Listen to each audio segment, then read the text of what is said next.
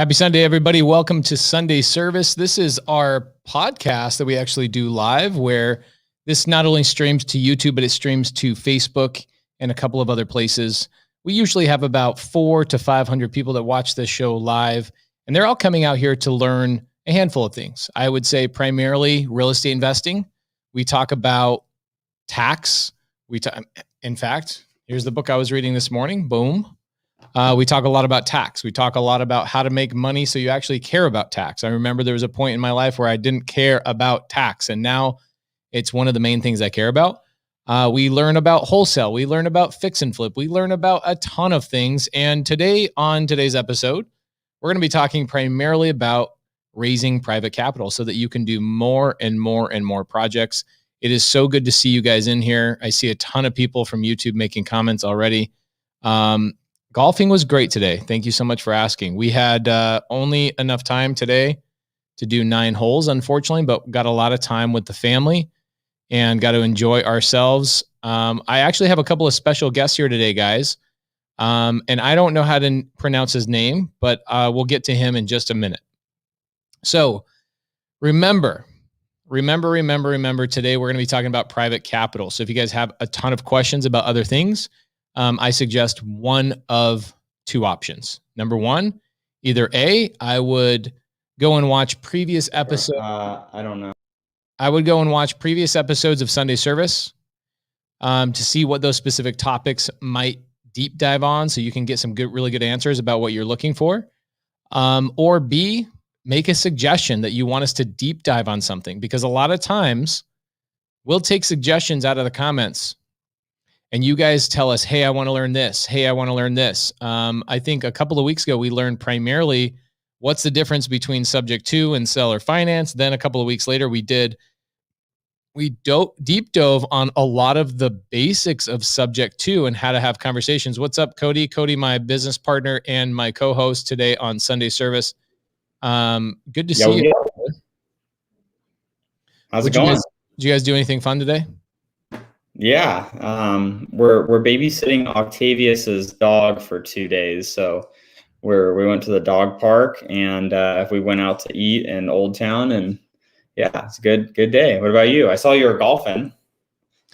Yeah, man, it was good. We just enjoyed the weather. It was awesome. We only played 9 holes, unfortunately, but got home just in enough time to get here on Sunday Service to talk about raising private capital, man. Love it. Amazing. That's so funny that you guys are babysitting somebody's dog right now, huh? Yeah, it's a French bulldog, which is the type of dog we eventually want. So it works out to see how he is. He's nuts. He's absolutely nuts. Love it. So I got a lot of people asking about the sub 2 mentorship. Guys, this show is not about the sub 2 mentorship. So if you guys have questions about that, go to sub2.com. You guys can learn all about that. If you guys are wanting to squat up with some of my students, I get a lot of my sub 2 students that show up. I see Dave Concepcion. I see man, and our business partner, actually, Matt Beard, just popped in here. So good to see you on here, Matt. Cody, did you lift today? I did. I started with a new personal trainer. Me, Octavius Bennett, and then Alex Saenz are all going to be training the same time, 3 days a week now with the same trainer. Wow, I love that. Great networking opportunity as well. Yeah. So a couple things, guys. Before we bring our guests on, we've got a gentleman named Mark Wright, who is a student of Sub 2, really, really smart guy, highly articulate, amazing guy. And then we've got a gentleman that his name on YouTube was Baller Z, and he asked tons of really, really great questions. And it turns out he actually has a real name. It's not Baller Z. It's Maran El Refai, I think.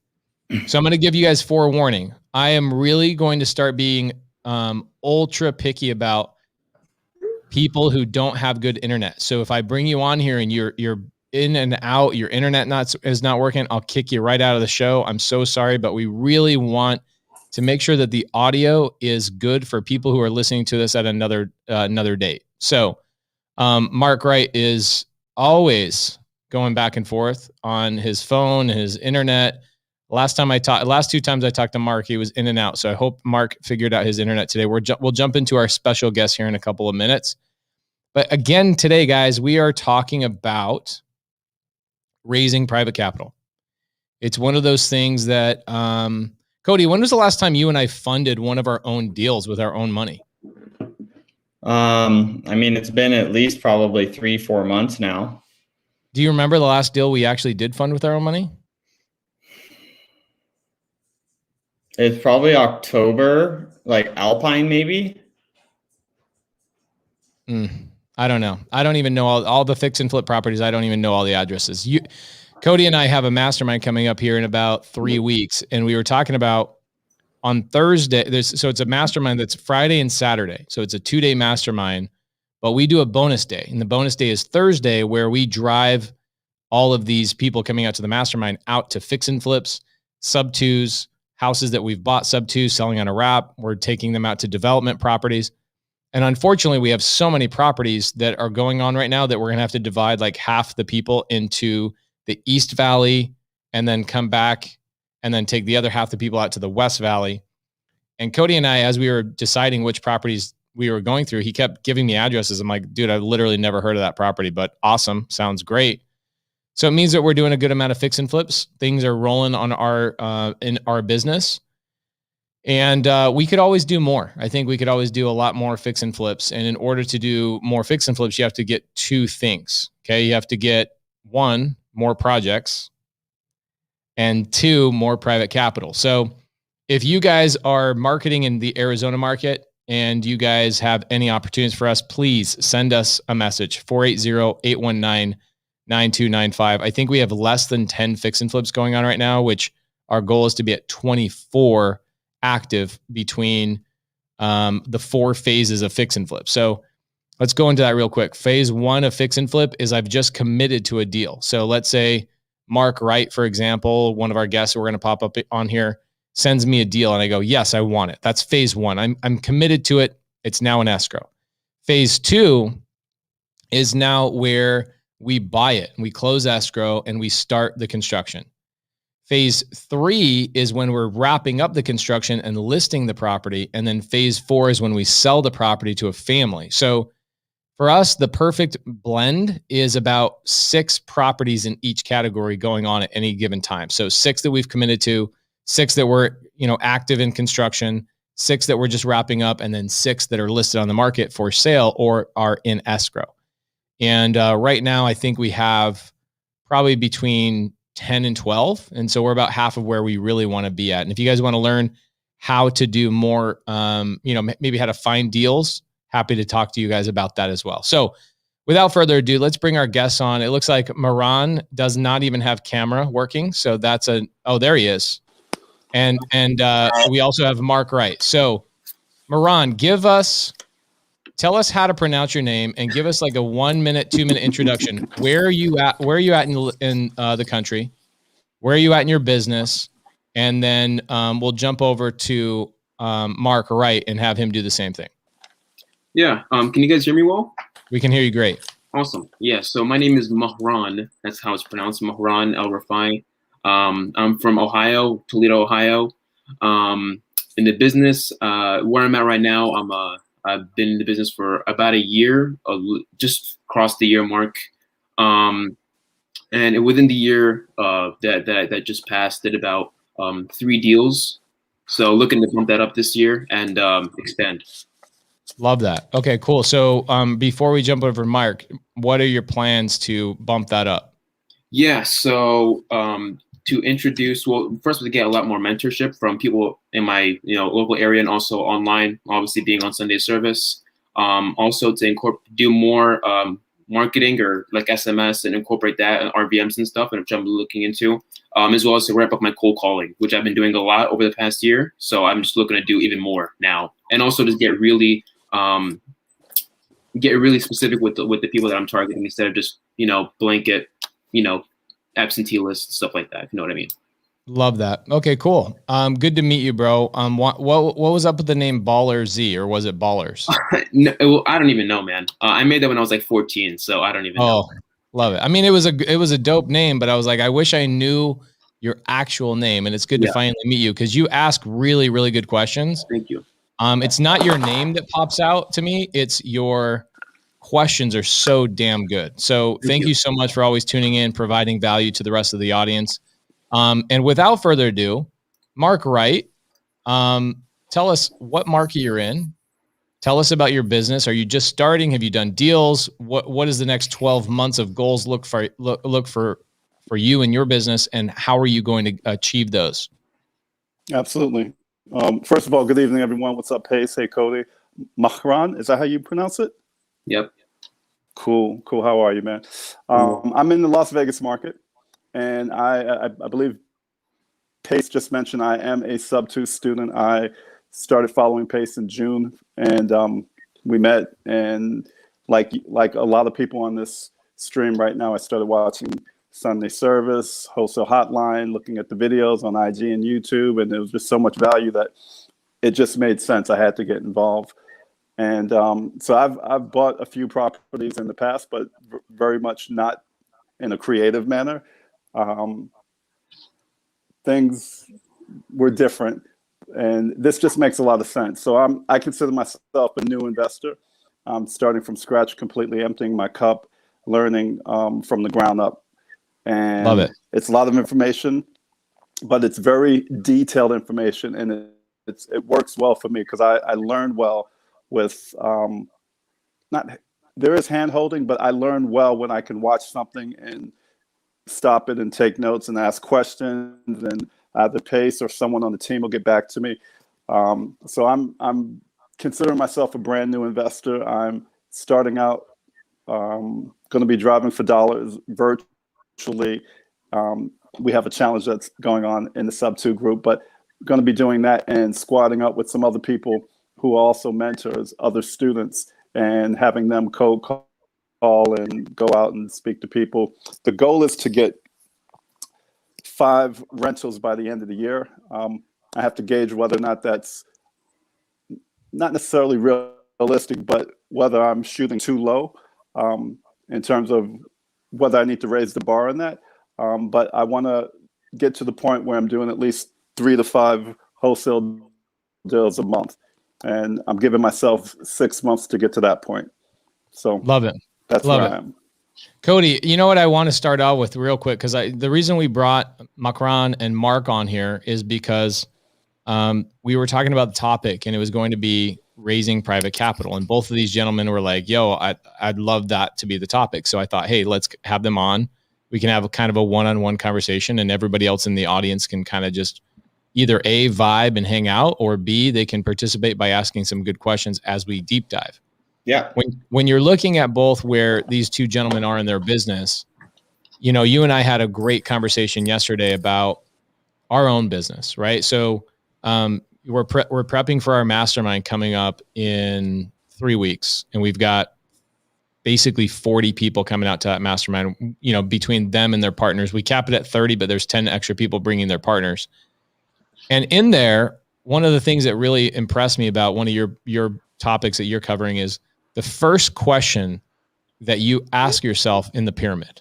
What's the first question? Not the whole 5 in the first section, just the first question. What is the first question? And I want Mark and I want Mahran to ask themselves this question. And you don't need to answer it right now, but I want the whole audience, everybody write this down. This is an incredibly, incredibly great question. Okay. I'm not a big guy that wants to talk about synergy and mindset and all that kind of stuff. Mindset's great and it's super important, but more important for me is practical, tactical knowledge. This question really kind of hits you in the gut. Even at our level, I looked at Cody and I was like, damn, that's a great question. So Cody, what is this question? So this question it has to do with lifestyle congruence. And the question is, do you know what the company's sales performance must be to support your own personal comfort? Do you know what your sales in your company, what revenue in your company needs to be to support your personal comfort? Think about that. So Mark, Mahran, and everybody else in the audience, ask yourself this question. Do you know what your business's sales need to be every single month in order for you to take home the amount of money that you want? Can I answer that or? Yeah, I'd love to. Okay. I'd love to hear if you have an answer. Yeah, so I mean, my long-term goal is to make about $10,000 a month. Within like the next year or two, to eventually get to that point where I'm doing that. My deals typically cost me a few $100 to do. So like 500 to 700 is roughly where I swim. So times that by 12, that's about 6,000. So to make 120, a year plus 6,000, that's probably where I'd have to be. So 125, 130 is where I'd have to be every single year. So interesting. Your deals are costing you $500 or $600, or is that how much you're making on your deals? No, that's how much they cost. Got it. Okay. So your cost. Okay. So essentially the question is, what is your gross, what's your total, what's the amount of money you bring in revenue per month to get you to that $10,000? How much revenue do you need to generate? And it sounds like for you, if you want to take home $10,000, you've got to generate somewhere around $20,000 in assignments, because you're going to have $500-$600 times 12 or whatever. Actually, you're going to be about $25,000 a month in assignments in order for you to take home $10,000. Okay. So a lot of people don't think this way. A lot of people don't think about, okay, well, I want $10,000 a month. How much does that actually mean in revenue per month? Before, wow, Kelly Hanno gave us $2. Kelly, you're on the payroll, right? You don't need to pay me, but I do appreciate you. Thank you so much. So Makran, that's a great. Kelly's so great. Marks, I'd love to ask you the same question. What about you? What is your take home? Now here's an interesting thing. Okay. Like this month, Cody, do we have 3 flips close this month, or just those 2? We had 2 closed for January. I think we have like 4 or 5 set to close for February though. Okay, so let's look at February, for example. How much in February do you think will close? Profit, And revenue and that. Yeah, like for after we pay Anna, after we pay everybody's commissions, all that kind of stuff. Like how much will you and I basically have to split? I mean, it'll be close to $200,000 for February. Okay, cool. So that's just our fix and flip business, right? So Cody and I will both take home somewhere around, I don't know, 50 grand in January each. And then in February, we'll take both about $100,000 a month. That doesn't include our cash flow on our rentals. That doesn't include our wholesale. That doesn't include any of that kind of stuff. So Makran, I'm going to tell you, I kind of feel like your number is incredibly low. Like having access to this knowledge and learning from people that are doing this type of things. Like, bro, if Cody and I don't both make well over 7 figures in a year, it's depressing. And it's not that we're any more special. I mean, first off, you have the best YouTube name of all time. Like you have an advantage. Just kidding. But I think honestly, you're probably shooting a little bit low. I do love that you have a goal, but I do think you're shooting low. For you, Mark, what are your thoughts on that same topic? Hey, James Jones, you should get the hell out of my feed. That's how I feel about that. We're building up. So if you're not happy about it, you should go watch something else later. Mark Wright, what do you got, brother?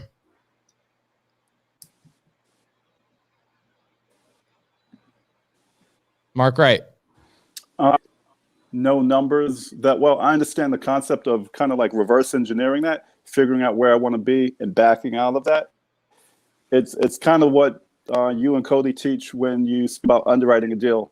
I know where I want to be, but I'm not exactly sure what it's going to take to get there because I don't know what my marketing costs are going to be yet. I don't know what my acquisition costs are going to be.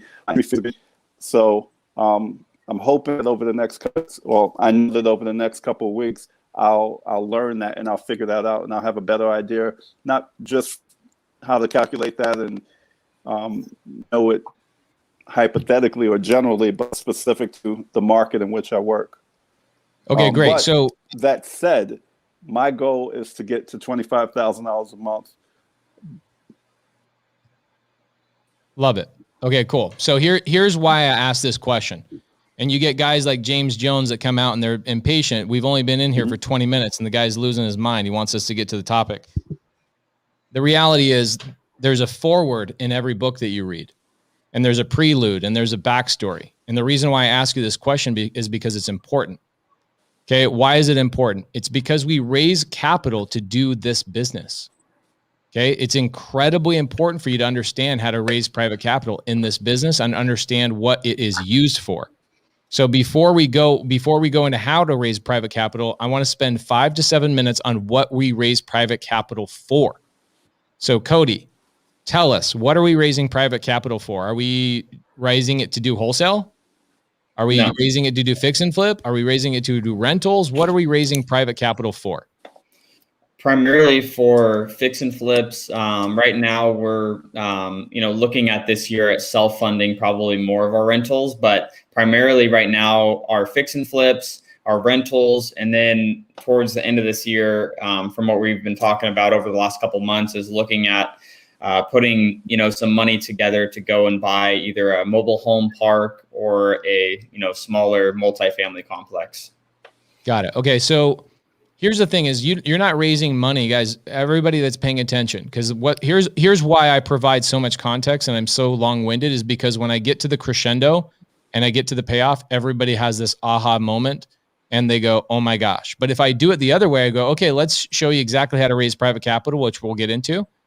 People are going to go, okay, well, what do I use the money for?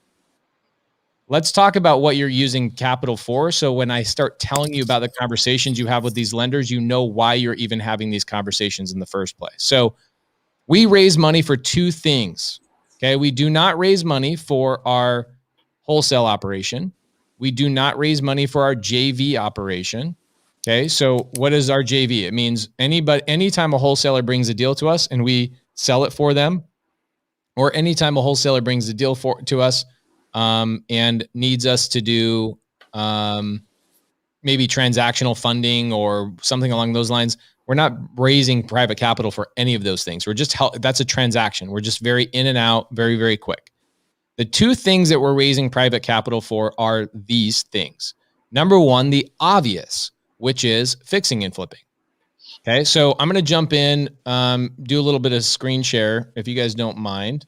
And I want to basically break down, Cody, we've got a deal. What's the next fix and flip that we have right now? Do we have one on the slate or one we just bought? Cochise. That's the one that's coming up here soon. Okay, so Cochise. So I'm gonna take up the whole screen, guys, but we're gonna break this down so that everybody can see this. So Cody, break down to me what Cochise purchase price is, if you have it. Yep, I actually know that one pretty fresh. So the purchase price is going to be $400,000. Our purchase price is $420,000. We're assigning it to ourselves for $20,000. So our wholesale company will make $20,000. So our true purchase price is $440,000. Okay, so we've talked about this on this show before, guys, is that we have multiple businesses, right? We have a fix and flip operation. We have a wholesale operation, and we have a buy and hold operation, which, could be like, we've got a couple of Airbnbs that we're working on right now. It could be a rental, could be a corporate deal, could be a corporate rental. It could be a group home or whatever it is. But these are three individual businesses right here. Okay. They're completely different. They're different bank accounts, different employees, different structure, different everything. Okay. The name of our fix and flip business is Blue Acorn Development. Is that right? Blue Acorn Investments. Blue Acorn Investments. I'm very smart. This one is called American Home Offers. Our wholesale business is American Home Offers. In our wholesale operation, we wholesale both creative finance deals and wholesale just cash deals. Okay. We just assigned a seller finance. No, I'm sorry. We just assigned a subject to in Florida the other day for $20,000 assignment. Okay. That still is our wholesale business. Okay. We do creative deals in all three of these. We do cash deals in all three of these, but they're different models based on the exit strategy. So fix and flip is one exit strategy, wholesale is another, and then buy and hold is a completely other, which, has its own little categories of buying, Airbnb or rental or whatever. Okay. So what happens is, because these are different businesses, our wholesale operation is the one doing all the marketing. So our wholesale operation finds this property on Cochise for $420,000 and contracts it. Now, the wholesale business is not going to do the fix and flip. So the wholesale business gets paid an assignment fee of $20,000 that goes to AHO, which is American Home Offers wholesale business. Okay. That house now is not purchased for $420,000, which is what we originally contracted it for. It's contracted for $420,000 plus the $20,000. So we're at $440,000 purchase price inside of our fix and flip operation, and a $20,000 profit has now gone to our wholesale operation. The reason we do that, Cody, what you want to break that down real quick, why we do that, so everybody kind of has a good, clear reason why and understanding? Yeah. So the purpose for doing that is you are treating your business as a true business. Our wholesaling company is a true business, and you wouldn't short another wholesaler their fee, right? So we don't short our wholesale operation its fee. It receives the money for, selling the deal. That's what we would have sold it to another, another buyer for. So we assign it to ourselves, make sure our sales team gets paid as well on the wholesale fee, and then it replenishes money towards the marketing expenses as well. So that's the purpose of assigning it to our other entity for a profit. Yeah. So our employees get paid here, right? So like we've got acquisition guys that get a commission. We've got disposition people that get a commission. We've got costs associated with marketing and virtual assistants and all that kind of stuff. So that $20,000 gets, I don't know, what would you say out of that $20,000? I'd probably say 6,000 of that gets eaten up with costs, and then the other $14,000 is close to a profit.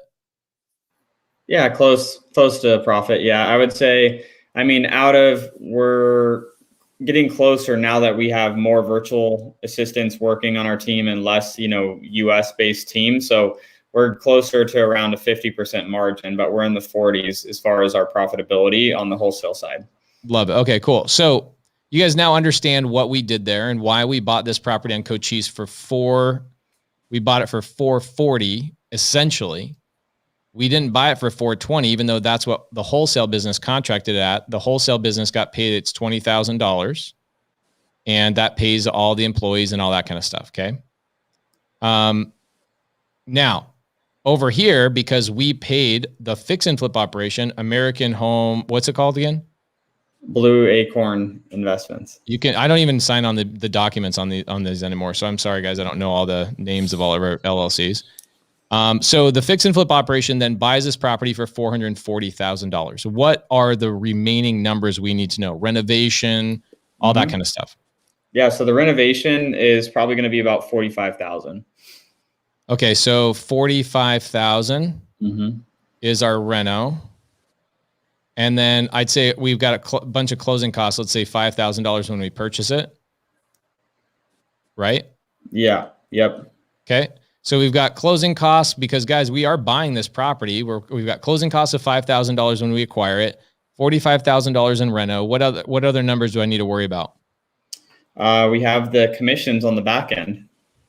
Love it. Okay. So let's not worry about that one because we technically don't have to pay for that out of our pocket. Yeah.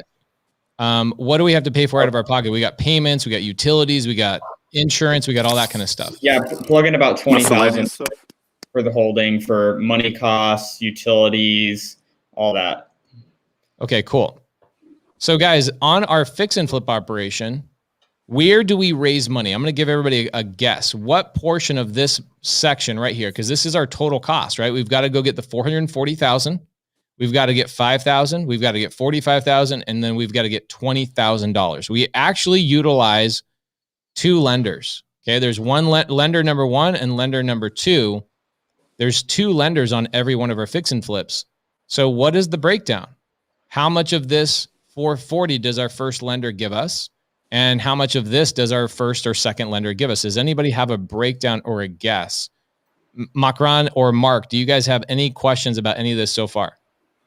No, I guess that you guys are funding all of it.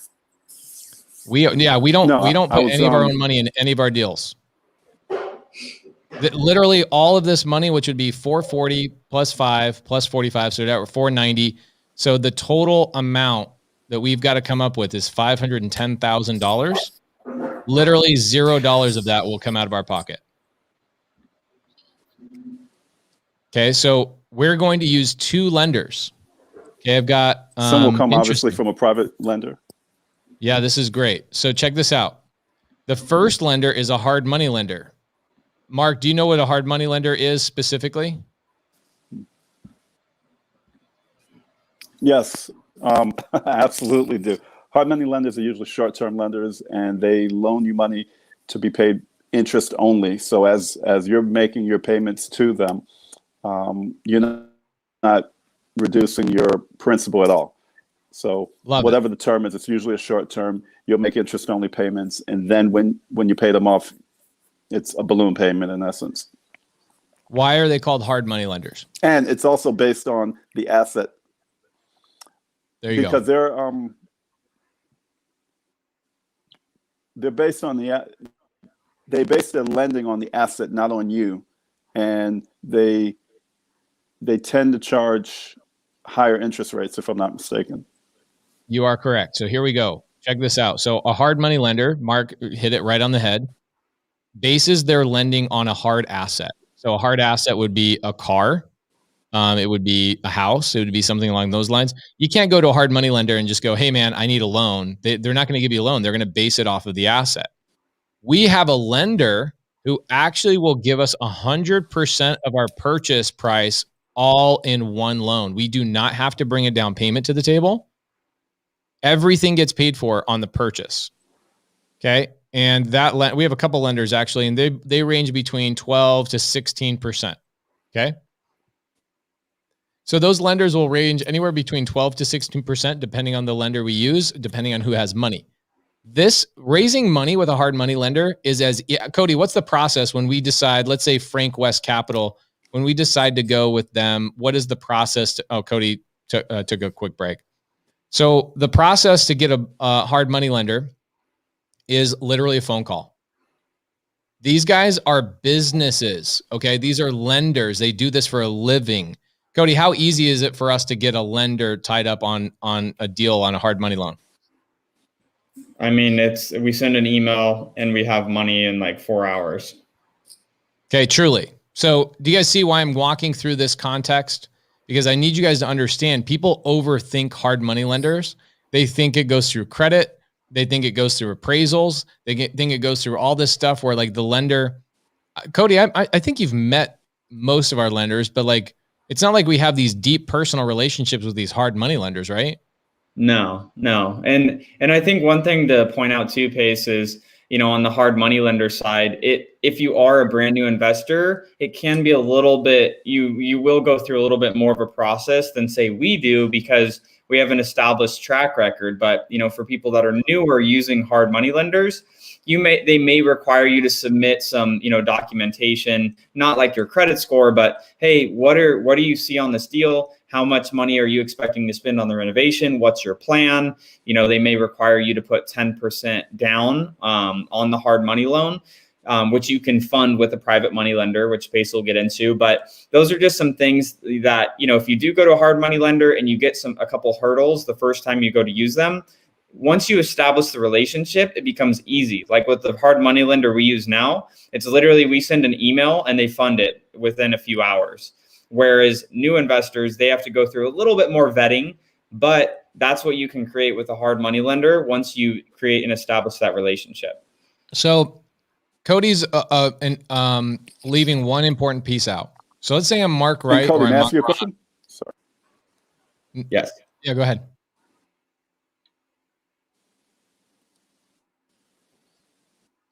Mark, you have a pretty significant lag on your Wi-Fi. Are you on Wi-Fi or are you using your cell phone?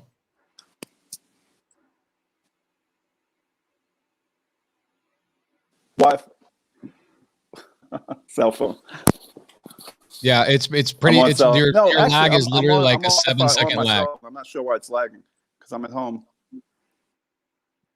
Yeah, it's lagging pretty bad. I put you on mute for a second. You might want to just double check your cell phone is attached to your Wi-Fi. So here's something I want to go through with you guys real quick.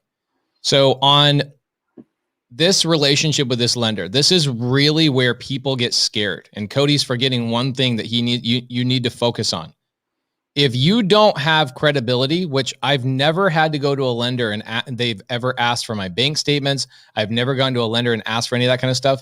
Here's the one thing they'll ask you is they'll say, Have you ever fix and flipped a property before? They care about experience, right? So if you don't have the experience, what do? You squat up.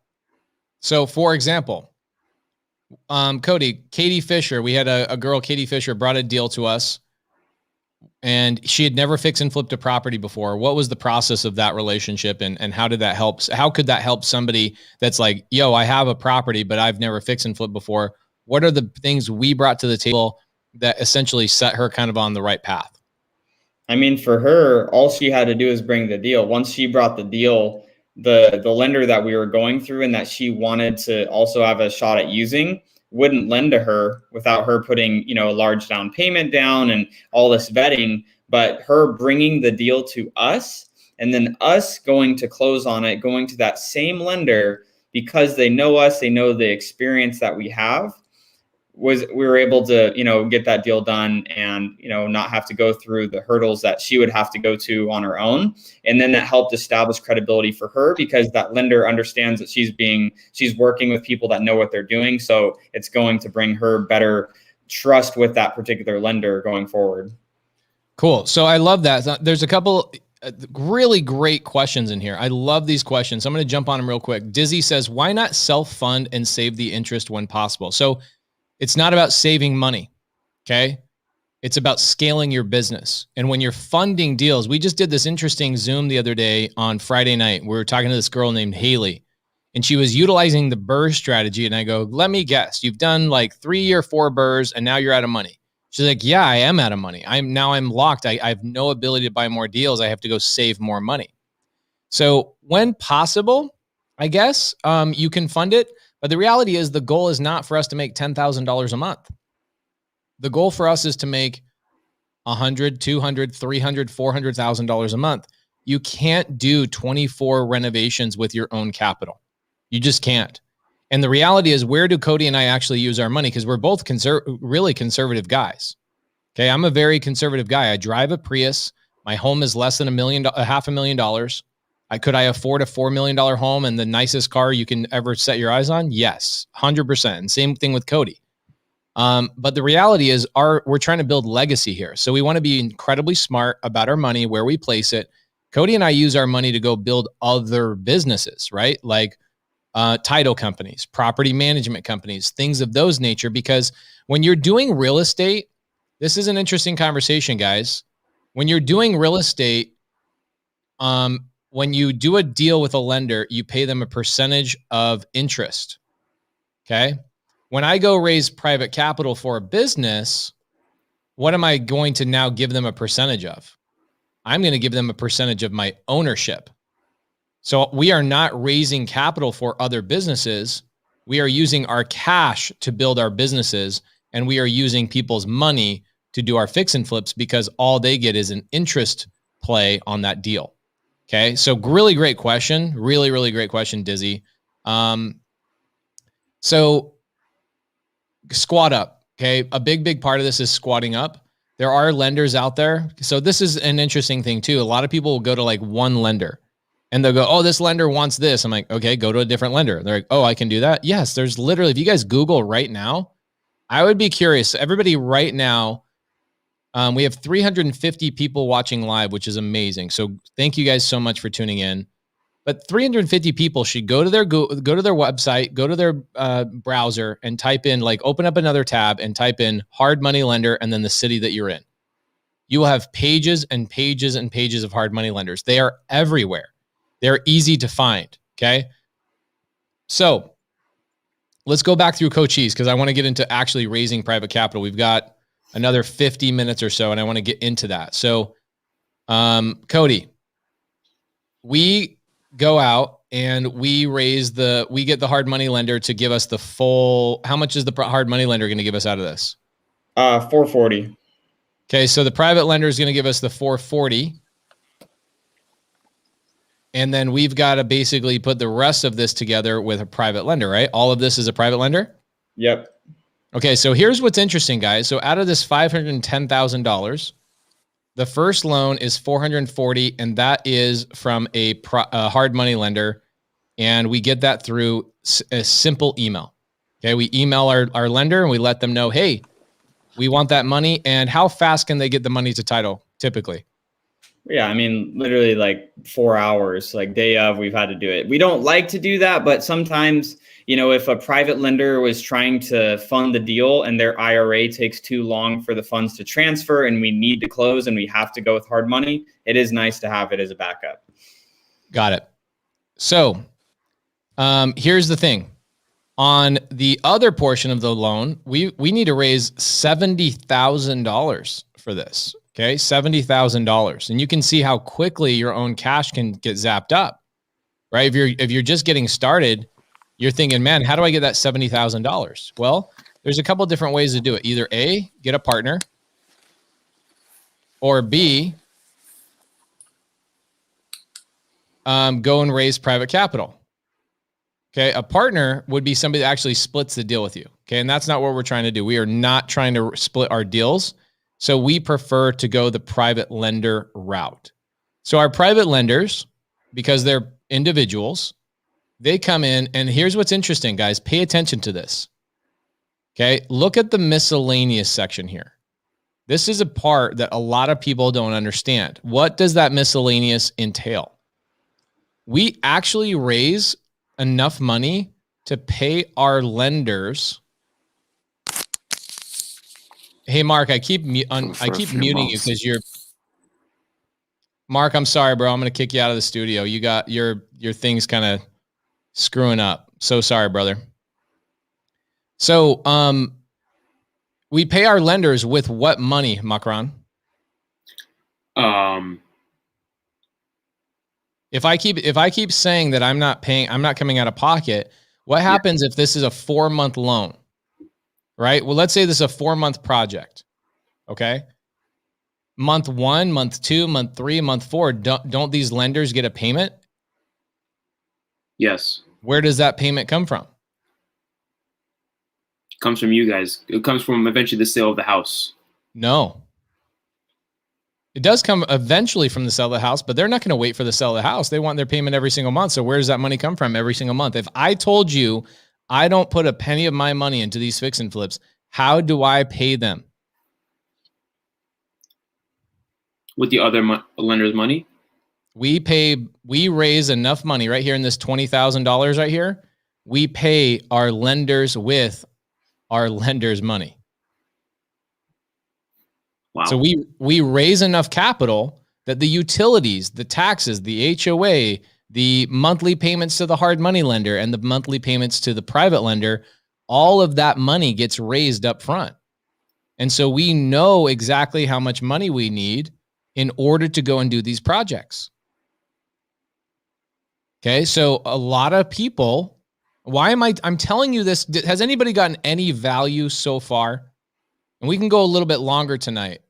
Thank you, brother. Appreciate that. So this is why I go through these long, drawn out ways to explain things, is because I really want you guys to understand the nuances and the small little details of going up until I give you the crescendo.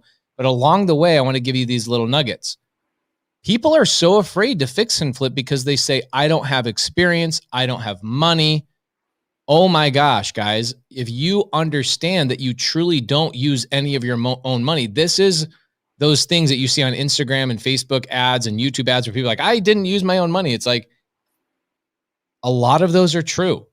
A lot of people fixing and flipping are not using any of their own money. And so we raise enough money. Yes. So Mike Imbriglio, who also is a fix and flipper, he's a student of ours. Mike Imbriglio raises capital as well. You have to know your holding costs. So we add all those things up. Okay. The holding costs are, monthly payments, utilities, all that kind of stuff. We add that up, and that's part of that $20,000 that we'll end up raising on this deal is the payments that we need to pay everybody end up getting paid with the money we raise. Okay. I have a question. Yeah. So can you use the same lender's money that you're paying him, that you're paying back to pay for the interest? Like, can you pay back the lender with the same money that he lent you, or do you have to get it from another lender? No, you literally, it's like, Macron, if I go, hey, I need 40 grand, I tell you I need 50, and I make the $10,000 of payments to you over 5 months with the remaining $10,000 I didn't need. You know what I'm saying? Yes. Yeah. And our lenders know that. But here's what's cool. They're making money. They're making interest on the $10,000 that we're making payments to. Now, a lot of people will go and they'll go and do fix and flips with their own cash. And for me, I say the only reason you're doing fix and flips with your own cash is one of two reasons. Either A, you can't find enough projects and scale your business, or B, you haven't learned how to raise private capital. Okay. And you'll get guys that go, oh, I just like using my own cash. And I'm like, how many projects are you going? They go, one. I go, okay, well, there's your problem, right? You're able, if you're doing one project at a time, that means you can do, Macron, if I told you could do one project at a time, how many projects per year could you do total? Not many. Like 2, 3 maybe max. Yeah, I'd say 2, 3 conservatively, 4 very aggressively, like 4 very quick ones, right? Because you've got the challenge is you put the house on the market and you got to wait for the buyer to close escrow and all that kind of stuff. We just had a house. It just closed last week. It took an extra 45 days longer to close escrow because the lender for the buyer kept screwing up and making mistakes. So we paid an extra 45 days of hard money longer than we planned. And that cost us, I don't know, probably an extra $4,000 to $5,000. But the cool thing is it wasn't our money that was tied up. And so we could still go and do more projects, even though that house was taking a long time to sell. And I have another question. I hear it's illegal to solicit money, from lenders, just calling them up on their website and asking, if they lend. Is that true? Can you just call them up? It's very true. And this is what we're going to get into now. Okay. So, great question. I'll jump on that. It's called solicitation. Okay. Solicitation. Ruben Holmes says, won't the lender give you a hard time to lend you without reno money? No, because our lender understands exactly how this is structured. Okay. Most hard money lenders that actually are in this business, which there's millions, I swear, if you guys just look them up, you'll see them everywhere. Yeah, I see a lot of people in here saying they've used their own money. They get tapped out. It's too slow and not ideal. It's really hard to scale a business that way. King Edward says, this is mind-blowing. Thank you so much. I appreciate that. There's a lot of people in here wanting to squat up. So I love that. Thank you so much. Somebody says, this is like cracking the code to financial freedom. I agree 100%.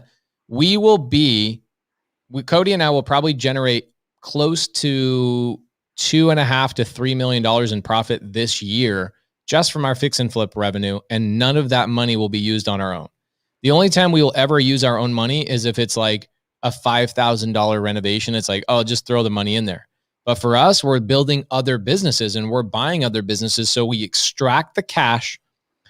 We will then either buy rental properties with that cash, sub-2, seller finance and Airbnbs and all that kind of stuff, or we'll take that money and go buy a title company or a branch or a property management company or whatever. And so you can scale and you can actually start dominating and building a legacy, right? So if you're not squatting up with people, that's the whole purpose of Sunday service, guys. Sunday service is all about squatting up and working with each other. So your question, Macron, isn't it illegal to solicit? The answer is yes. Okay. The answer is yes, it is illegal. So here's what's illegal. This is what you can't do. You can't go online and you can't say, I want to I'm raising private capital. Okay. I'm raising private capital. I need this. I need private lenders, blah, blah, blah, blah, blah, blah, blah. That is called solicitation. It is against the SEC guidelines, and that is federal prison time. That is a federal crime to do that. It's not a misdemeanor. It is a federal crime. Okay. Now, how do you get in trouble for that? Is the SEC going to come and look at your Instagram post? No. But what ultimately happens is if you raise private money from non-accredited investors and you have not written a PPM, which is a private placement memorandum, and you have not filed that with the SEC with a regulatory offering, meaning you go to the SEC and go, hey, we wrote this big Bible called the PPM that tells our investors every which way they're ever going to lose their money. Here's a copy of it. And now we want to register with you that we're going to raise private capital. And at that point and that point only, are you allowed to solicit? So you'll see Grant Cardone saying, hey, looking for lenders, looking for lenders, looking for lenders.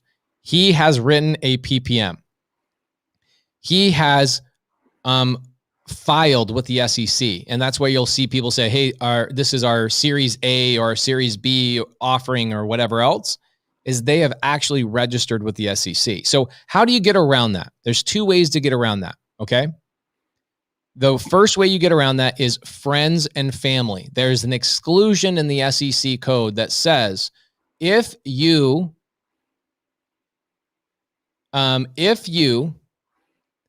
have people that you have existing relationships with and you raise money from them, friends and family, family is obviously, you know what that means, but friends means that you have had a relationship for a specific amount of time and it was not based around you bringing them to the table as a lender. So let's say that you are on Sunday service and you've been watching us for a year and we've been in the same network and talking to each other. We would then be considered friends. Okay. So you and I could do business together with private capital without worrying about any sort of securities violations. Okay. Because we are now friends or we are family members. Okay. That's the first way around it. The second way around that is that you're not asking for investors. When you're asking for investors, like, hey, looking for investors, there's a difference between an investor and a lender. Okay. So we are asking for lenders who ultimately the way we tell them is we're looking for financing partners. Okay. So then people reach out to us. So I can go into Facebook and go, hey guys, I'm looking for somebody to help me fund this deal and I'll bring you on as a partner. So essentially that's how you get around it, is you can raise capital basically from anyone by either A, establishing a long-term relationship, or B, you go to them and tell them, hey, I want you to be a lender, which I will secure your funding against this property. And you will have a note or promissory note. And you will also have a deed of trust securing your money to this property. And you will be a partial owner of this house until we pay you off.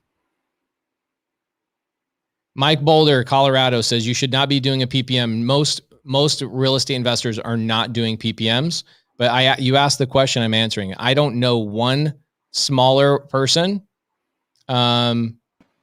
Interesting. Creighton asked the question from Creighton. Why don't you jump on that, Cody? So Creighton is asking, what do you use to secure the private money loan you use for your rehab? So what we do is we get a note and a deed of trust recorded against the property. And that is what's securing their interest. So if they lend us, on the deal, $100,000, a deed of trust, a note is going to be written up by the title company that we're utilizing. Your attorney is obviously going to do that.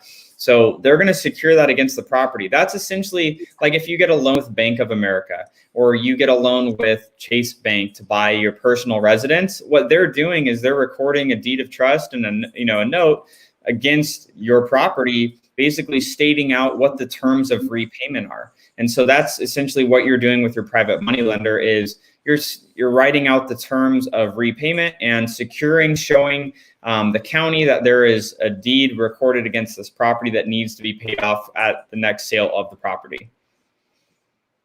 Great question. Great answer. So yes, this is something that a lot of people just don't understand, is that these lenders are actually secured against the property. We can't sell the house. We can't refinance the house. We can't do anything on that house without their permission. They're fully secured. Now, what happens? Here's an interesting conversation. What happens if we're in the middle? It's 2007 and I'm in the middle of building or renovating a property. And I've got, let's say, one of our favorite lenders, and I'll have Cody, maybe you should pull up an email from Rita. Like, what was her last email? Why don't we pull that up and do a little bit of a screen share? So because I want to, now that people know what we raise money for and how you structure some of the documents and all that kind of stuff, I want to get into the mind of a lot of these lenders and where to find them. Okay. So Rita, sweetheart, every time we sell the property, the title company has to go and get her to give us a payoff. So they order a payoff. So she has to say, oh yeah, they owe me my principal balance plus 7 days of interest. And once I get that check, I will sign off on the release of the note and the release of the deed of trust. So they all get wiped away once she gets paid. And then we can sell the property to the new owner. So this is great. What if your hard money lender does not allow a second position? I've never heard of a hard money lender not allow a second position. A hard money lender, that would be crazy for them not to allow a second position. It would not make any sense for them not to. And if somebody can say my hard money lender will not allow a second position, I would love to interview that hard money lender because I've never heard of it. It would not make any sense. Zero. Could you explain what that means, what a second position is?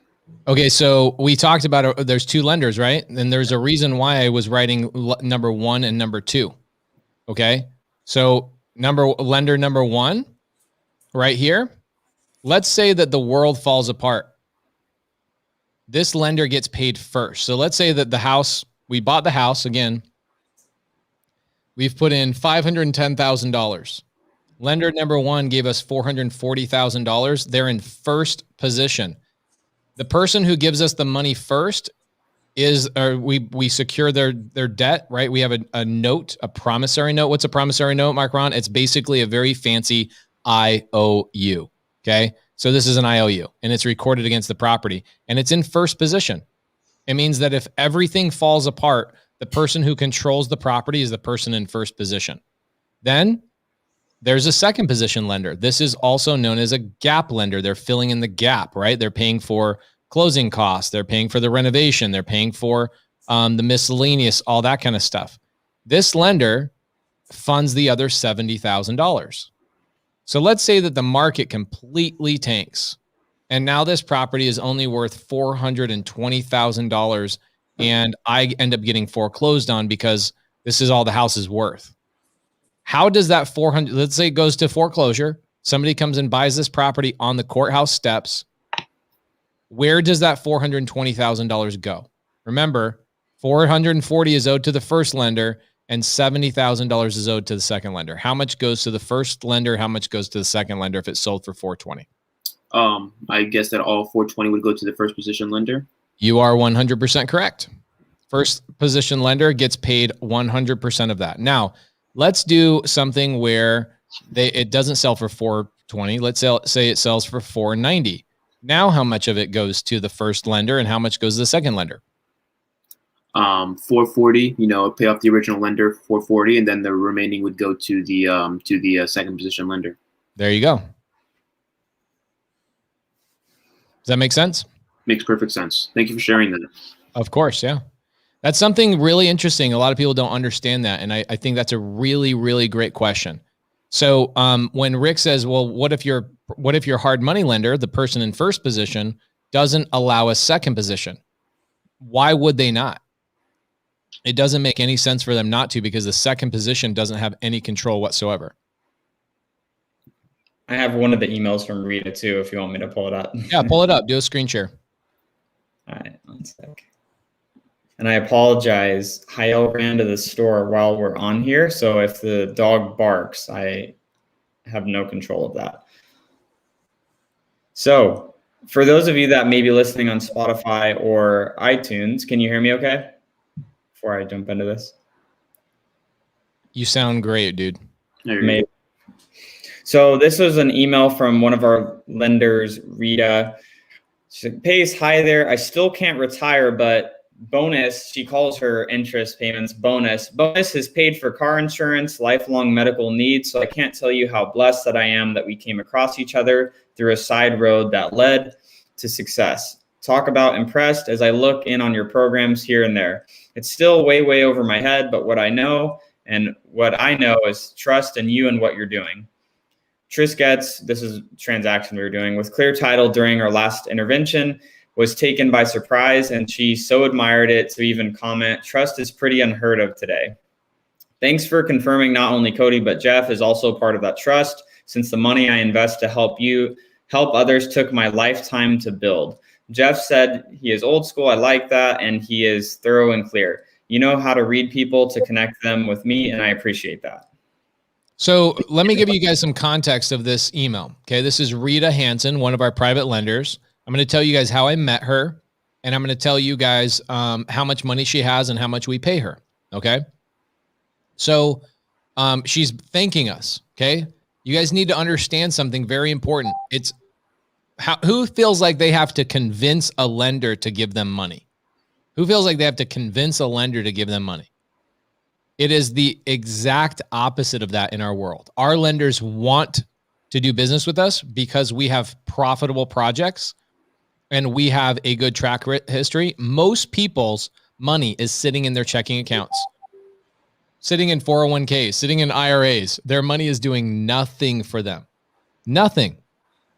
Okay, that's most people. Does anybody on here, I hate to like call people out that might be millionaires on here, but does anybody in here have money sitting in a bank account and they have no idea what to do with it? Like 10 grand, 20 grand, 30 grand, 40 grand, whatever. Okay.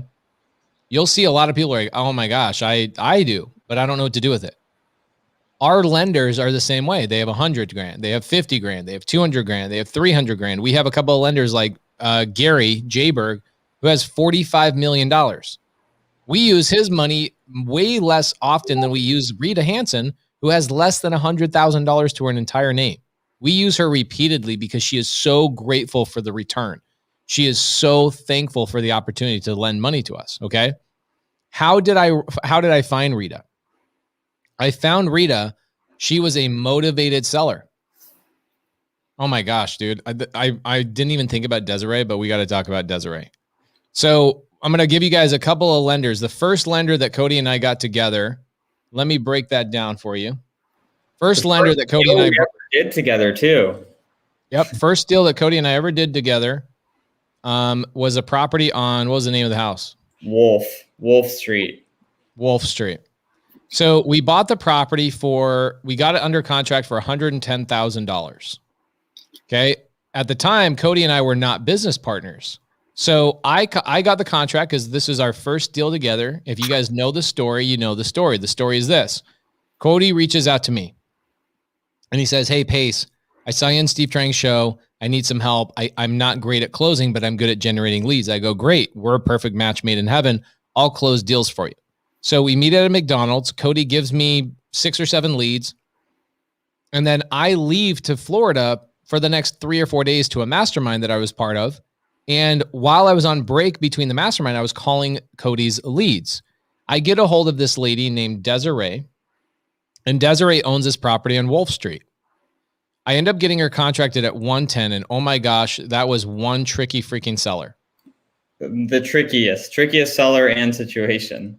Right. So super tricky, guys. You got to hear this whole story. Everybody listen to this story. By the way, a lot of my students have heard Desiree come into the mentorship and break down our relationship. Last time I was on, I was in Atlanta and I called Desiree while I was doing a Zoom with all the students.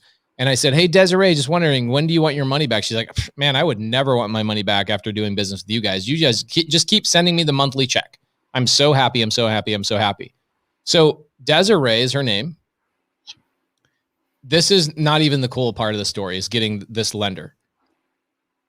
I get the contract at 110, but I realize this is Cody's lead. So I tell Cody, I go, Cody, assign the deal to me for 120, I believe.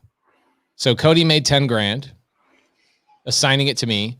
And then I assigned it to somebody else for 130. Okay. So Cody and I both made $10,000 on this deal.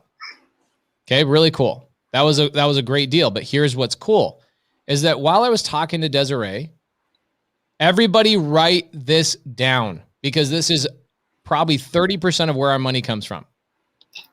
Write this down. 30% of our money comes from this. We ask our sellers, and I have done so many recordings of this. We ask our sellers, this is the question. Once we close escrow, what are your plans for the money?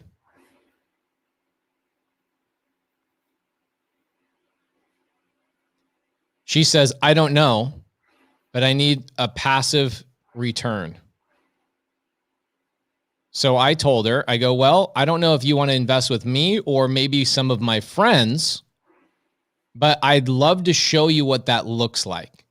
And so I took her on a ride along. Cody, actually, do you remember I took her to that one meeting where it was, I don't know if you were there. I feel like you were there. It was Michael Kafka. Yes, Michael Kafka. I took her to the freaking appointments. Why do I remember these people's names for I don't know, dude. It's insane, but I'm impressed. So I bring Desiree, our seller, to Michael Kafka's appointments. We had 2 of his houses under contract. And I told Desiree, I go, hey, just come with me. Let me show you what this business looks like. Okay? Pay attention to this, guys. This is not bullshit. This is absolutely true. This is where the money comes from. And I'm going to tell you where Rita Hansen came from too. So Desiree says, I want passive income. I go, great, just come hang out with me. She literally jumps in my Prius, okay? At the time, I had a different Prius, though. I had a white Prius. So I then ask, she asked me, I remember when she was in my car, she's like, can't you afford a nicer car? And I was like, do you want to invest with somebody that's driving around in a Bentley? Or do you want to invest with somebody who's understands how money works? And she's like, great point. So guys, pay attention. This is like one of the greatest things I've ever done in my life. I am so proud of this one thing. So out of the $110,000, Macron, how much money do you think I got out of that $110,000? All of it. 100%. We got all $110,000 of that. And we divided it over like 3 or 4 properties, not 5, but 3 or 4 properties. And her money, she gets paid a 10% return on all her money. So every month she gets something around $1,000 a month. Where did we use this money? We used this money in second position on sub 2 deals. I know she's on 17th Drive, which is one of our favorite deals. It's an Airbnb. Mm-hmm. Where else is her money? Then she's on, we used to have her on 3, but now we only have her on 2. We have her on 17th, and then we have her on Mercury, which we're going to be selling Mercury this year. So she's going to get a chunk back that we're going to have to put back to work from her because I know she will not want it back. Yeah, she does not want, guys, do you think she wants this $110,000 back? No, she's a nurse. She wants that money working for her. She does not want this money. So many people, this is the number one question people ask me.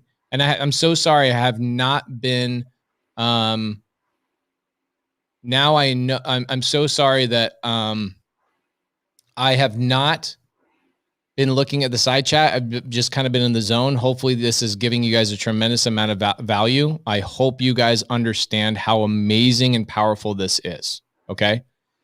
So this is not the end of the relationship. Point out to everyone that as a private investor, we would not ever invest with somebody we don't trust. Yeah, 100%. That's Malcolm. Malcolm is actually one of our private lenders. We love Malcolm and his wife. Amazing, amazing people.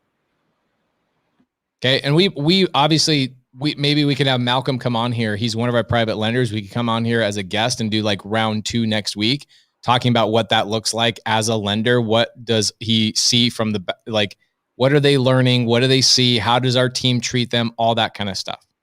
Okay. How do you keep track of your private money when you have multiple lenders you're working with?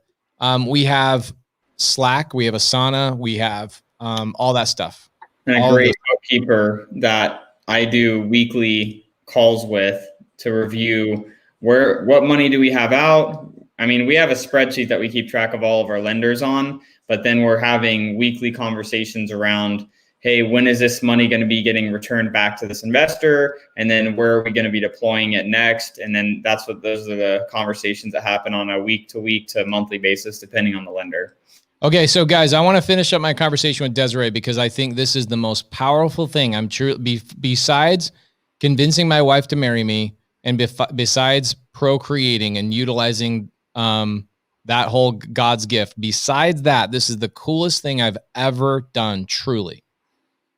We buy her house for $110,000. That's step 1. She was so harder to close on a cash transaction than she was to then raise the capital from. Okay. So that's 2. I got all of her money on private money.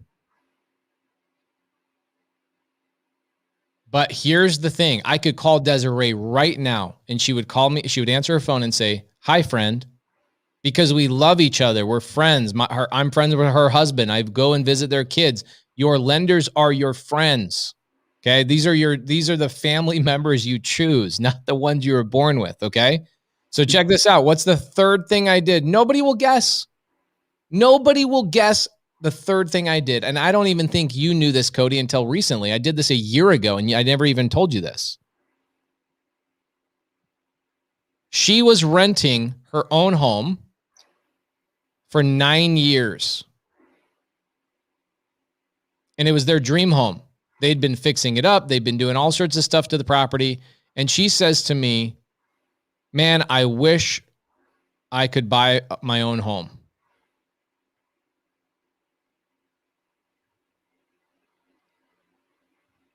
So what do? I sat down with her landlord and I structured a seller finance deal for her to buy her own home from her landlord after 9 years at 0% interest, 30-year carry. And guess how much money I structured her to put money down? 0% down. Incredible. Do you think that my job is to just like go around and make money for myself? Or do you guys think that my job is to empower and impact other people's lives? It is 100% my job to do these types of things. And Desiree, Cody, when I did this on like over the course of like a 2-week period, and I don't think I ever told you until like maybe a month ago. Yeah. You were like, "You did what?" And I was like, "Yeah, she now the home she lives in, after 9 years of renting it, she's like, I wish I could do what you did." And I go, "Well, you can." And then I realized, I was like, you know what I should just do, because she's in my world, is I should just work the deal out with her. So I sat down with her landlord at a restaurant and I structured the deal for Desiree. And now Desiree owns her home, 0% interest, 0% down, 30-year term. This is what we do for our lenders. Okay. And the other thing we do for our lenders is a lot of times, and I'll break down the types of lenders there are, but let me give you guys one last story. So that's Desiree. That's where she came from. The other person that I want to tell you what they came from is Rita Hansen. Okay. Rita Hansen was a motivated seller. So here we are teaching you guys how to talk to people and have conversations. Your job is not, you're not talking to like horrible people all day long. You're talking to people who own homes. Right? So Rita tells me, she says, "Well, here's my age. Here's my situation." And I go, "Rita, you shouldn't sell your house. You shouldn't sell your house." She's like, "Really?"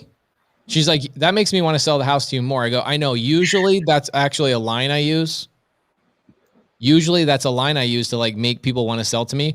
My wife, I remember this vividly. My wife, hold on a second. This is too good. This is too good to tell, you guys are going to think I'm lying.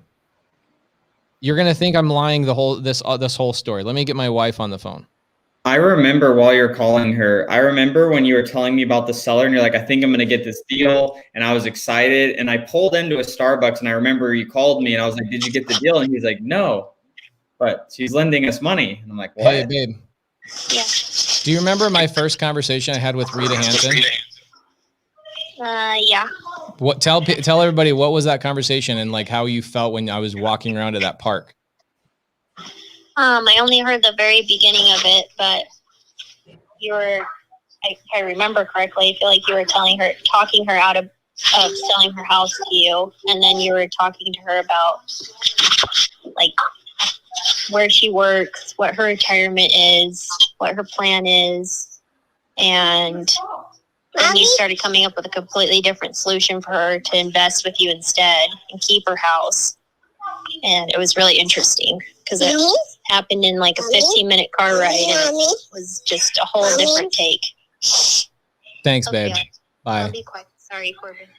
So My wife is literally like a random Thursday. My wife and I are like, hey, let's go to the splash pad with my baby. And I always tell my wife, here's the expectation. The expectation is if I'm out with you Monday through Saturday and it's like 7 a.m. to 7 p.m., just expect that I'm going to be working. Like I'm building our family's legacy. So we go to the splash pad. She's playing with Corbin and I get this phone call. I have no idea who it was.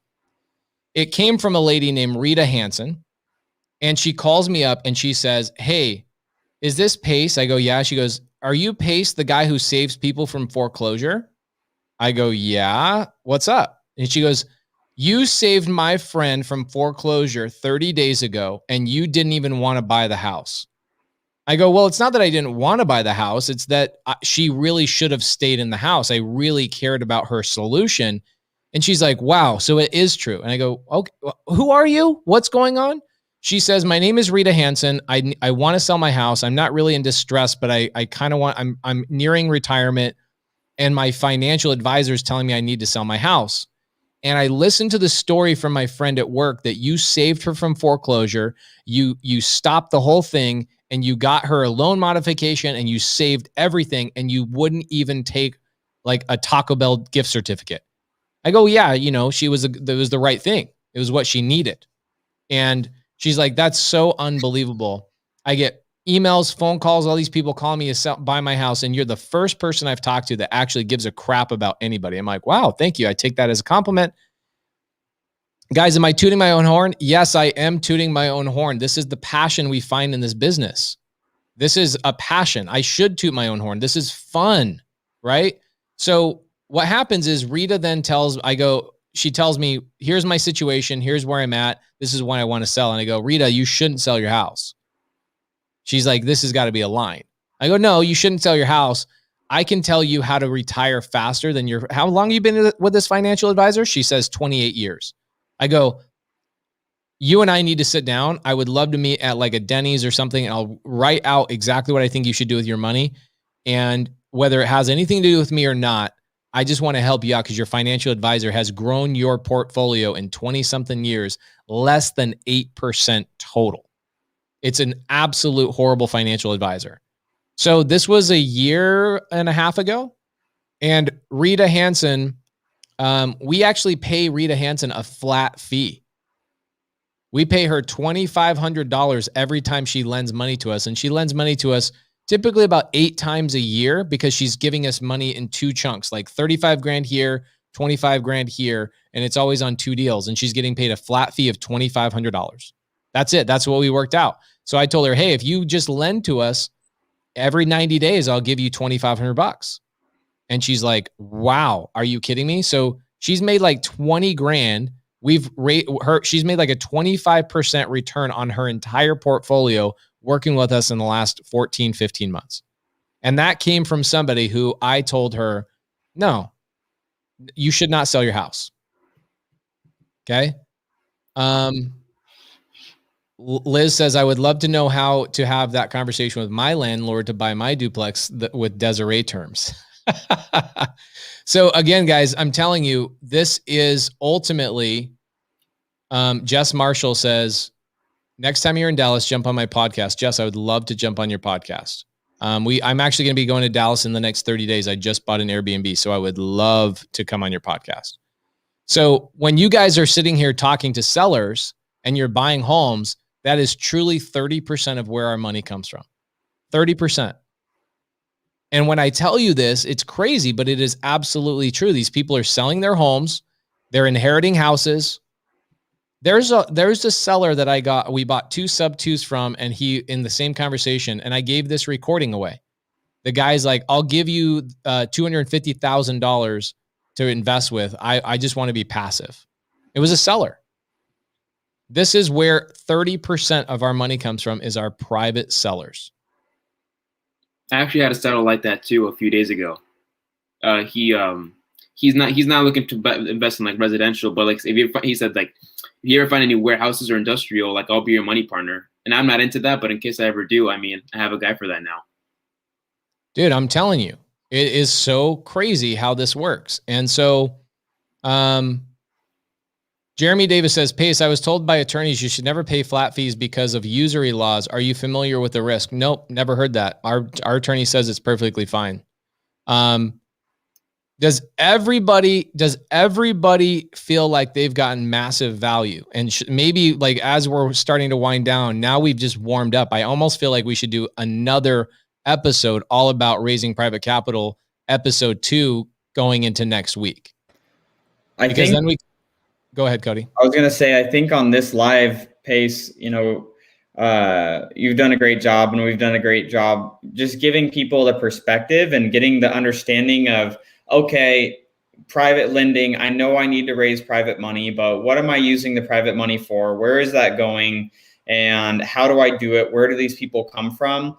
I think that there is a great foundation laid on this live talking about that, because I think, what you did a great job was talking about where a couple of these lenders came from, right? 2 of the lenders coming from actual sellers. So if you're doing the business, you're wholesaling properties, this is just something that you're adding to what you're already doing in your business. You're having conversations with these homeowners already, just figuring out what they're doing with those funds. A lot of times, especially the folks that are inheriting their properties. I mean, like Desiree, for example, she inherited that property. So she was getting a lump sum of cash she didn't know what to do with, right?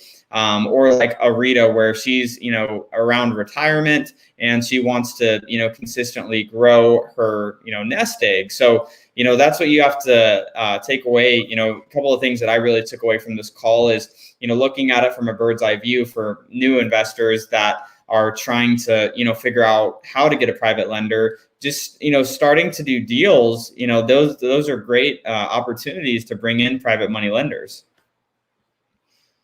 The big thing as well, guys, is that most people that ask me, how do I raise private capital, have literally just never tried to raise private capital. They've never asked a friend. They've never done anything. And so the other day, Kelly Hanno, who runs our media team, Kelly Hanno calls me. She goes, I've got this guy interested in, lending to me.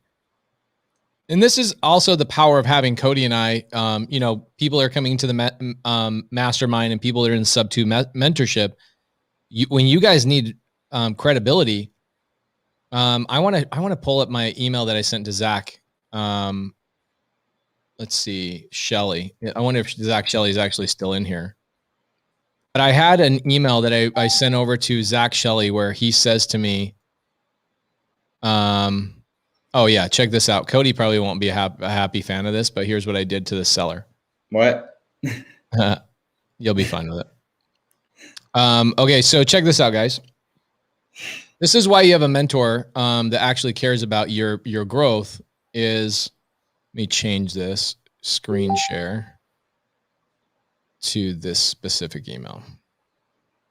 So Zach Shelley calls me up and he says to me, he goes, I've got a seller. They want to sell on seller finance, but I have no credibility. They want a credibility email. I go, no problem. Let me send it to you. So this is what I sent him. I said, here's the name of the seller. I closed on this house. Actually, it's really funny how easy this worked. I ended up being the one that bought it. So the seller's name is Mr. Glover. Can anybody read this or not read it? Oh my God. Can you read that? I said, Mr. Glover, my name is Pace Morby. I do real estate transactions and partner with Zach Shelley in the Texas market.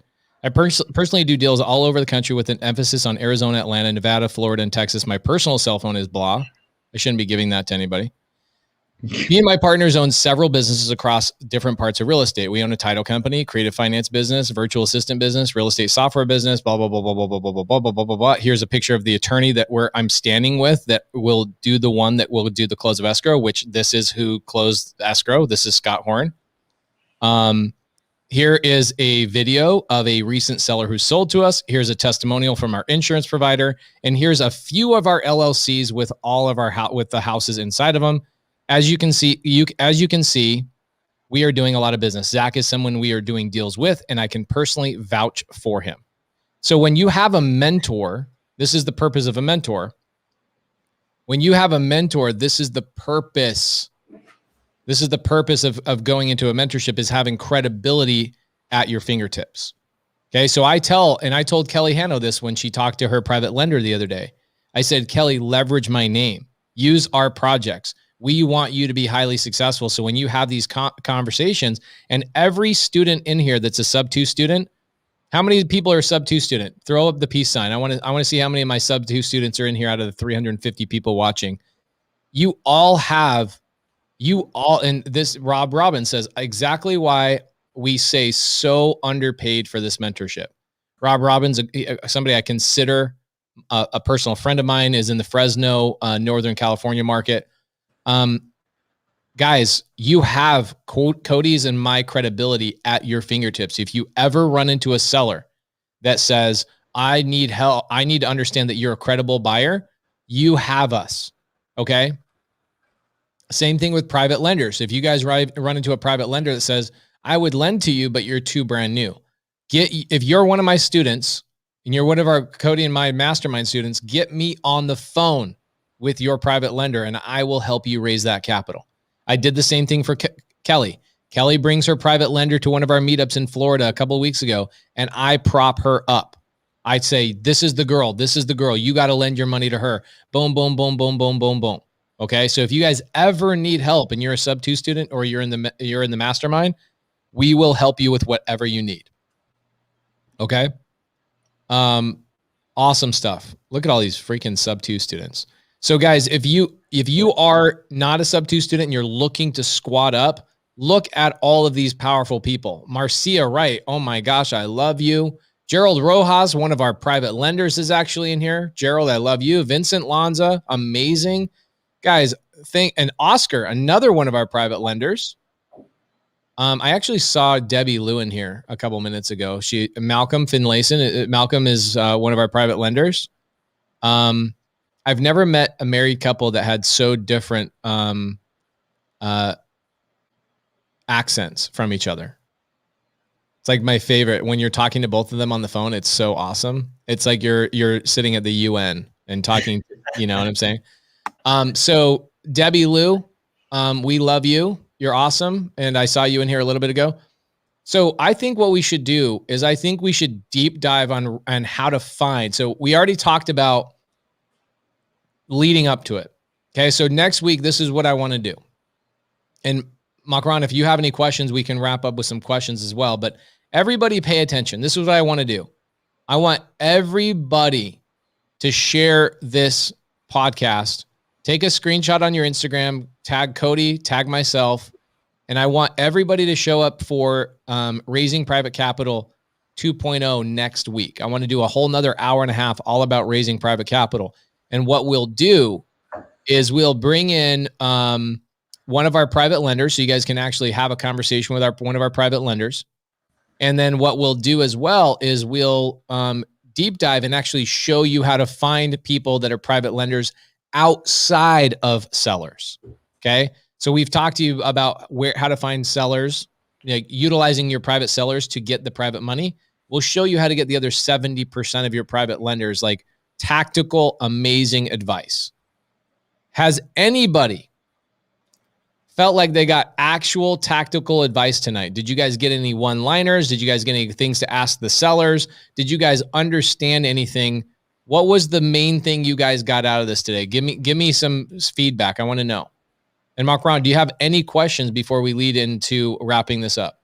No, I got a lot of value from this. How to turn sellers into lenders how you did it is incredible. So Love thank it. Mark Wright, I'm very sorry I had to kick you out. I've had this goal of mine this year to only have really, really good audio on our show. So commend you, Macron, for having good audio today. We just want to make sure that anybody listening on iTunes, Spotify later down the road, they're not like, oh my gosh, this is bad and it's cutting out. Because the second I hear somebody having bad audio, I turn it off. So we just want to make sure we don't do that. Jeremy Davis says his paying back a lender with their own money was 100%, 1000%. What are you doing? Oh, Aaron Leeds, by the way, your question, this might not be a camera that you want to use, but the camera that I use for all my live streams is called a Sony FX6. Google that. Number one, they're really hard to find, but it's the Sony FX6 with a G Master 24 millimeter lens, and a Sennheiser boom mic. Pace has all the best shit. So if you want to spend the most money on all the best stuff, Pace has all the best stuff. Yeah. I have there's no better streaming camera on planet Earth. In fact, most people are like, that's the price of a Honda Civic. Like, well, if you're doing as many streams as we do, and I do on average probably 25 to 30 hours a week of Zoom with my students, and then another 15 to 20 hours of Zooms with my employees and my partners. I'm 40 hours in front of this thing. I just want to make sure it's good quality so people don't get, no, I do not have the Camlink 4K adapter. I used to have that.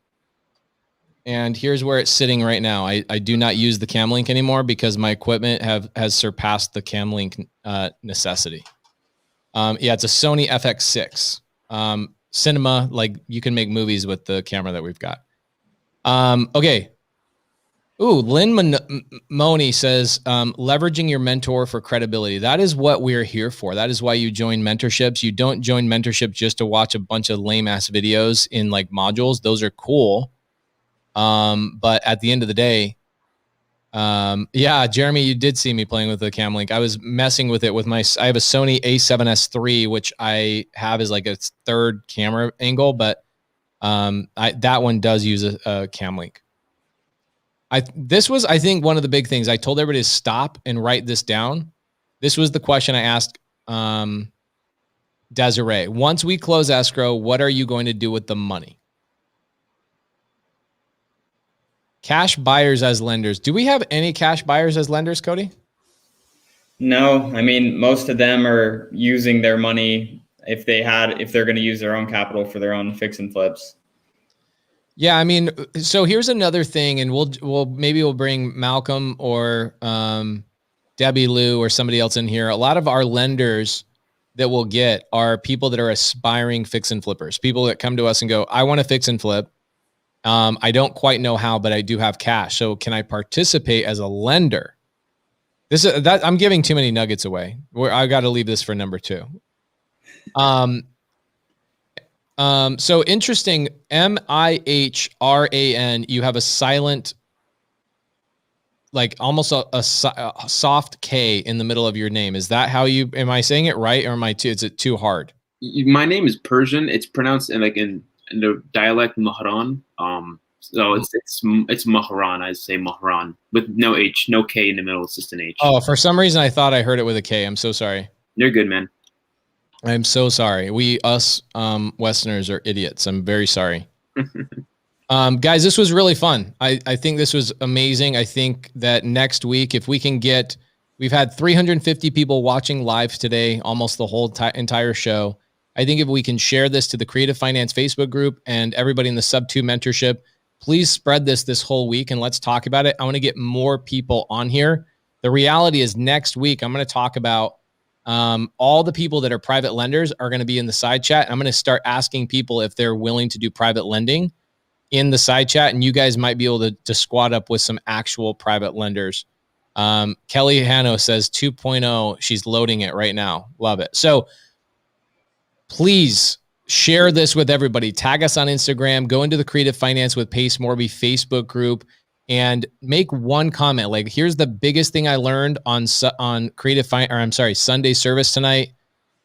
Next week, what I'm going to have Cody do is I'm going to have Cody go through a promissory note and a deed of trust, which is the documentation that you utilize to secure a lender against a property. Would that be beneficial for everybody?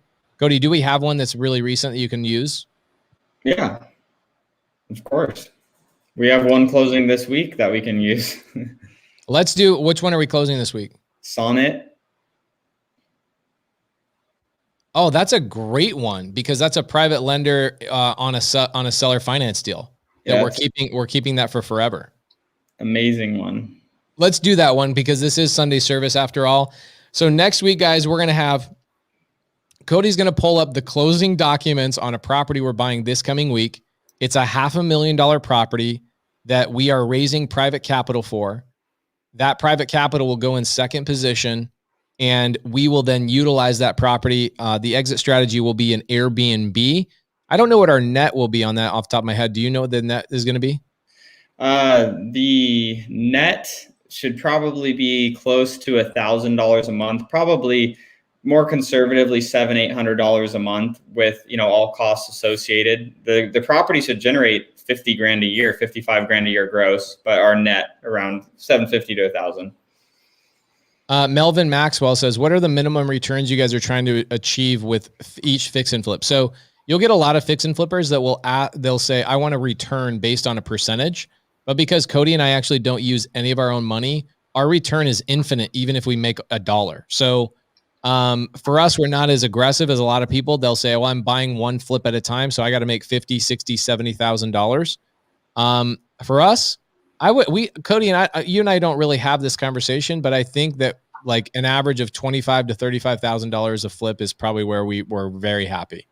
Yeah, like 20,000 is the minimum. We are more conservative than some buyers. I mean, we don't speculate, and because it's important to us to make sure that even if something goes wrong, that we're still going to be in the green. So that's the most important thing. We're looking to be at least 20,000 worst case scenario, and most times, underwriting at making 30,000 plus.